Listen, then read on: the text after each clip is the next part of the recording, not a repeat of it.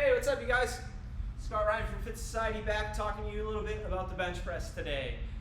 So we're going to start with the basics of 101. How do I press? What do I do with my shoulders? What do I do with my hands? What does my setup look like? Okay, this is going to be a quick video. We'll add in some more skills and demonstration stuff later, but let's get through the basics of it. Okay, number one is the setup. We want to make sure our body's in the perfect position to press weight off of our body. So what we want to do first is make sure that when we're laying back, our shoulders are retracted back. We're going to get a small arch of the back, but that's going to give me a nice flat upper surface of my shoulders, which is going to give me the best mechanical advantage I can to press off of my chest. From there, we want to lay back, roll the bar to the front of those clips if they're on there so we don't have a super far lift off. I'm going to get my shoulder blades really retracted and tucked underneath me.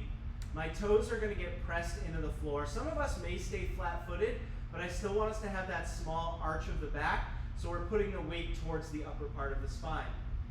For our thumb positions, what we want to focus on is the most common, which is going to be thumb's distance from the edge of the knurling. The edge of the knurling is just that, where it goes from smooth to rough surface on the barbell. So I'm going to put my thumb right on the edge of that rough surface before it hits the smooth, and then get a good wrap with my thumb around that bar. We don't want the thumb underneath that bar. That gives potential for the bar to slide out of my hand during that press. So we're going to get the thumb set up on both sides nice and even. My eyes are directly underneath the bar, looking straight up at it. I'm going to press up straight off that barbell.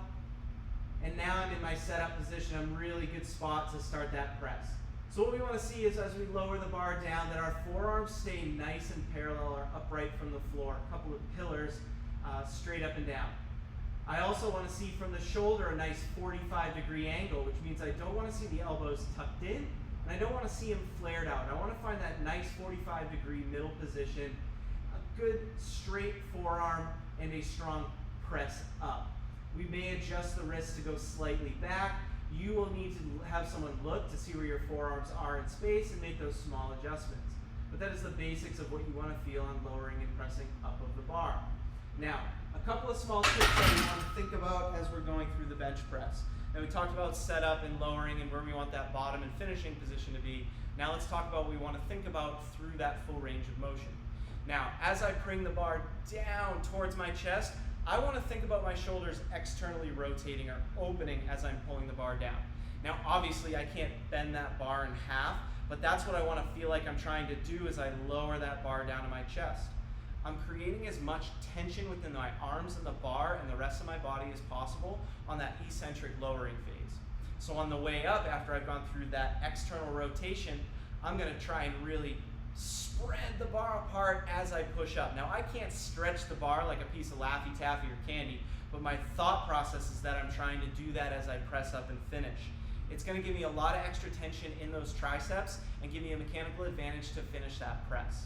So think about, again, external rotation, a lot of tension down, spread that bar and push all the way up. Use a couple of these tips as you guys jump into your bench press or advance on, and I guarantee you'll start adding some weight to that bar. Have some fun with those movements.